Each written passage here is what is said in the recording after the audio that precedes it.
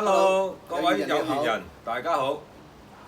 今日係5月10日，我講你聽視頻，我係聰神，我係華先生。今日沙田10場泥草混合賽啊，咁我揀咗第4場4班1650米泥地。收到。先講泥地嘅1號，中環大進135磅，喺9檔跑咗2次，1200開咗氣啦。咁啊跑翻嚟咧就贏馬路程嘅，咁啊啱嘅。佢跑翻贏馬路程係成季嘅，布文騎嘅，一次第一，一次第二，1650米1800。咁但係今季佢跑2次都係1200，純粹係開氣性質，但係隻馬而家孭頂磅，評分係身高，檔位又唔靚，即係檔位差啦，咁啊好難發揮嘅。2號運籌帷幄134磅，喺11檔跑咗3次，全部走晒。落班真情戰泥地，孭重磅，排檔差，高難度㗎，可以唔要？3號手到齊來83磅，喺5檔跑咗12次啦。毫無走勢，上一場放頭跑，步速都算快嘅，最後都負3個馬位多啲，唔算差，狀態就肯定到位㗎啦。可惜咧，佢喺外國跑咗成10幾次嘅，係，所以早熟早殘嗰種。隔咗6日真情跑，加上佢面對強組，考驗大啲，唔值得揀。4號歡樂老窩1兩9磅，喺4檔。季初咧喺濕泥咧，咁啊贏咗之後咧就連跑3次泥地，走勢算差㗎佢，即係你贏開個馬冇理由跑翻泥地都咁差嘅，即係季初啊。佢之後咧就轉去跑馬地，跑咗2次嘅，走勢反而唔算差喎。咁樣。跑馬地草地，可能新鮮感或者啊。佢今次又跑翻泥地啦，但係評分就54分，佔唔到咩優勢嘅，談唔上有機會咯呢啲馬。5號飛騰雕1兩8磅，喺3檔揾減7磅騎師去跑。53分評呢個位而家即係評分啊，評53分啊，冇咩優勢咯。雖然佢揾減7磅騎師跑，呢啲話係放頭走嘅，但係7歲馬啦，難有進步啦，已經季尾啦，應該係開始佈置減分嘅呢啲馬。 6號關鍵所在1兩8磅，喺7檔跑咗9次，係毫無醜勢嘅，咁啊冇咩好評論。7號天時名區1兩7磅，喺13檔揾減10磅騎師去跑，咁啊喺5班咧就贏咗就上4班，咁啊贏咗啊總共有3次 win 嘅。係㗎，由5班贏上4班，贏咗3個 win，好叻㗎啦。咁啊，電動馬房先係咁叻啫嚇，因為算係交代友誼㗎啦。但係呢次排檔差，同場多馬同佢搶放，影響發揮㗎呢啲馬。季尾順便減分啦，可以唔要嘅呢啲馬。9號年年有福1兩4磅，季初係贏咗啦，季中季尾咧都係跑第2、第3，算交代友誼嘅係。現在評49分係冇優勢啊！一檔佢有利嘅守好位4、5米跑嘅，即係手持啊。咁啊，但係佢面對強組，如果想贏呢場馬咧，我諗機會微啲咯。10號閃耀威龍82磅，靠前領或者守好位跑嘅，都係同場多馬要搶放嗰啲場馬。因為你頭先講咗飛雲標嗰啲全部都係搶前走啊嘛。咁啊，所以佢嘅8檔咧係要俾人頂7、3、4碟分鐘。佢成場用咗力都贏唔到，得個第2。今次機會打折扣咯，3甲不入嘅呢啲馬。咁啊14號幻影旋風114磅，喺12檔，咁啊跑咗12次咧，就得第3嘅啫。而且呢個第3係慳咗位醒嚟㗎，喺內欄慳咗位㗎，跑第3唔叻㗎，減多1分佢可以落班。咁啊減埋先啦，不如。加上呢場對手都唔弱噶嘛，所以第四場咧順序8號、13號、11號、12號。收到，各位有緣人。今次華先生提供呢第四場啊，順次序8號川河營區，13號幸運震撼，11號大利好運，12號爆熱。第5場4班14米。收到。3號幸運芙蓉132磅喺7檔，咁啊唞咗個半月啦，體重啊冇乜增磅喎。評分就身高，孭重磅7檔要搶好位跑，係要用啲力嘅，因為內欄嘅馬都會搶嘅。哦。但呢組馬多馬放啦，即係要搶放啊，所以佢機會咧只都係最多俾都係33、44。4號獨步天下132磅喺10檔。成一場對手弱啲喎。嗯。佢都要輸6個馬位。咁今次都係磅重檔差，難言有機會咯。5號時尚歡欣129磅喺8檔，今季又跑咗10次啦，咁啊得一個第二。佢之後咧越跑越差喎，即係得第二之後啊，越跑越差，唔知點解啊？佢今次冇咗10磅騎師減。啊，佢冇揾減10磅騎師跑啊，咁所以佢係會放頭走嘅呢個馬。即係更加蝕底啊！佢孭多9磅咯，即係削弱機會咯。即係呢啲馬都係得個搏字咯。6號加州陽光126磅喺11檔，帶羊毛面箍，帶交叉鼻箍，咁啊綁脷，咁啊都好多配備。係㗎，又綁脷又帶交叉鼻箍，成個大包圍咁。即係第一次參與競賽嘅呢啲馬咧，有幾多年我哋唔知，等佢跑下先啦。好，8號康昌之星127磅4檔，咁啊跑咗2次啦。走勢都係一般嘅，繼續以賽代操啦呢啲馬。9號美麗在線126磅喺6檔，除開篷眼罩又戴翻眼罩喎。佢評分係新低㗎，7歲自購新馬已經冇咩進步㗎啦。我覺得佢開始退化嚟見，即係呢啲馬咧不適宜要咯。好，10號開心老友123磅5檔跑咗3次，都冇咩走勢，繼續跑下先啦。11號神居武士123磅喺13檔，跑咗幾次都冇走勢，繼續學習競賽啦呢啲馬。13號電子宇宙121磅喺9檔揾減7磅騎師去跑喎。佢今季咧就跑咗9次，1000加埋1200，走勢都一般嘅。佢呢次真情係首次真情頭1400嘅，係好㗎嚇。有利佢回氣啊嘛放，但係有馬同佢鬥搶放，佢貫徹唔到尾嘅，呢啲馬可以料嘅。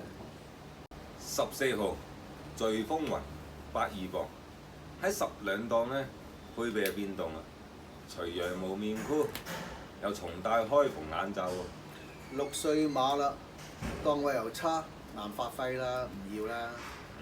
第5場順序12號、7號、1號、2號。收到晒，各位有緣人，今次華山提供第5場順次序：12號波創世紀，7號和道威，1號標之星河，仲有2號快博。好，第7場3班嘅1650米泥地。先講2號魅力寶區134磅喺4檔。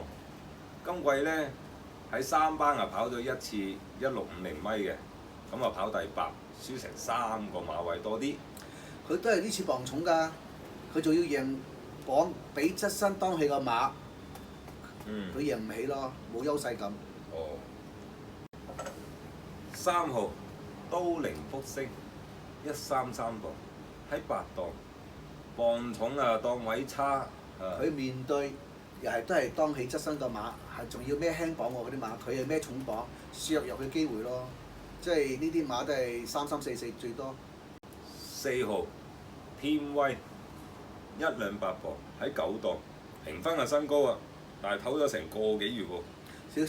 唞咗嗰幾日先出嚟跑，但係我唔明，當起個馬一路拼，隔10幾日又跑，隔日而家突然又跑，間停咗啊！係有嘢一路加分，但係你唞咗個幾月，而家唔要仲要面對當起嘅側身馬，仲要贏綁臂啲當起個馬。係咯，咁啊，所以我覺得佢唔係咁理想啦。好多不利因素啊。存在，因為呢啲馬拼得多係咪要回氣咧？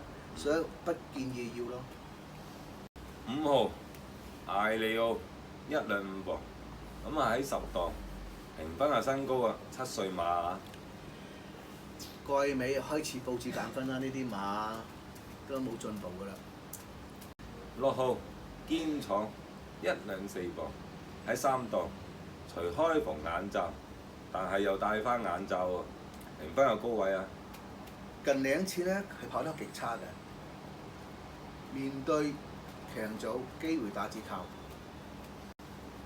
8號海明神區121磅，喺2檔跑咗9次嘅。走勢線差㗎，不過評分係新低，冇咩質素嘅自購馬嚟嘅，繼續跑下先啦呢啲馬。 10號勁步速，個名又好聽啊，118磅，11檔。跑2次冇乜走勢，繼續學習競賽啦。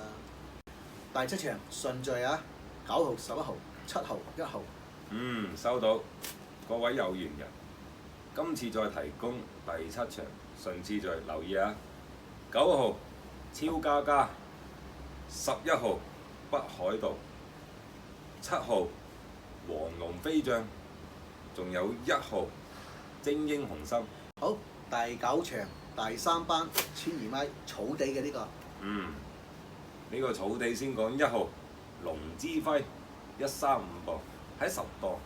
狀態嚟咗㗎啦，佢成場放得幾好嘅，不過都係輸咗啦。但係呢次都係咩頂磅喎，檔位又差㗎嚇。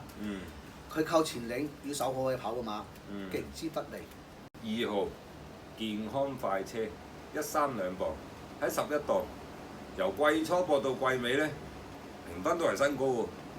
面對側身當起個馬，談唔上機會啦！呢次做小步問期啊。 3號風再起時129磅4檔，上一場呢後追唔到，咁啊得第3。佢用咗力㗎啦，今次佢面對強組，贏嘅機會係未。 5號百威多福127磅喺9檔，上場跑1000係開咗氣，今次嘅真情1200係啱嘅。可惜啊，佢檔位係差啲，佢要擺前跑嘅，但係多馬搶放削弱嘅機會咯，因為始終係第2次跑。 7號神義金剛122磅喺2檔呢，咁啊900幾磅馬啊，都唔夠1906咁上下。嗯跑咗一次全無走勢㗎，呢啲繼續以賽代操啦，呢啲馬。 10號加州勇勝117磅喺12檔，今次係第一次參與競賽。呢次第集有走勢㗎，可惜佢排檔差啲，即係12檔先差啦，12隻馬跑。但係咧，如果佢臨場落飛咧，就可以跟進嘅呢啲馬。 11號大回報118磅喺7檔，跑咗2次。唔算有走勢，繼續跑下先啦。 12號團結戰靈116磅喺3檔，咁跑咗3次㗎啦。冇乜走勢咯，等佢落班跑先諗下。第9場順序8號、9號、6號、4號。收到晒，各位有緣人，今次再提供第9場順次序。8號至尊貴寶，9號微影歌飛，6號正氣清區4號非凡達。華先生，今次你會提供邊場重心馬俾大家？提供重新投資嘅馬呢，就係、第4場，不過呢，呢、個係應該會熱門嘅。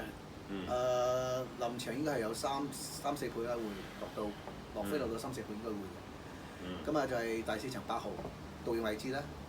收到。各位有緣人，今次華先生呢，提供重心馬係第4場8號川河營區，咁啊係獨贏位置，可以嘗試下。咁啊仲有華先生另外再提供2村3 Win 同埋2村1披，咁係咩呢？第5場12號創科世紀，呢隻馬可以留意。第9場8號至尊貴寶都係可以留意。呢兩隻馬呢，我要特別講聲，係冷馬嚟嘅。應該有10零倍。係。咁兩隻馬呢，我相信都好大機會跑入前3名嘅。係。希士就一定有㗎啦，我認為。咁啊 Win 呢，我希望兩隻贏到出嚟，因為呢兩隻馬狀態嚟咗。係。一個啊跑開1200試咗幾次㗎啦。咁呢次嘅磅位又輕咗，咩磅輕咗？咁啊對手咩重磅，排檔差，佢又排好檔。咁啊另外一隻呢，就係、跑第2次，一次1200，跟住跑1400。1400呢，梁家俊好似由馬可唔止，即係翻嚟都係輸少少咋，輸2個馬位都咁上下㗎。咁呢次佢再縮翻1200跑，對手都好惡嘅呢組嚇，唔算弱嘅，但係佢肯定有質素呢個馬。羅富全個馬呢隻，我認為佢今次揾阿希威森跑係擺到面放頭走嘅，放頭跑嘅，即係放頭走啊，或者手好位啦。咁佢磅位都算輕嘅，孭到122磅好似。咁所以呢兩隻馬我好有信心可以 Win 批買嘅。所以到咗呢個5月份，我祝各位有緣人繼續邊 Q 齊中啊！邊 Q 齊中，繼續贏。好。多謝大家支持。我講你聽視頻。我哋真係好開心，我哋一路咧越嚟越多人支持我哋，咁啊希望大家繼續點讚同埋訂閱，咁樣先支持我哋，多謝。多謝。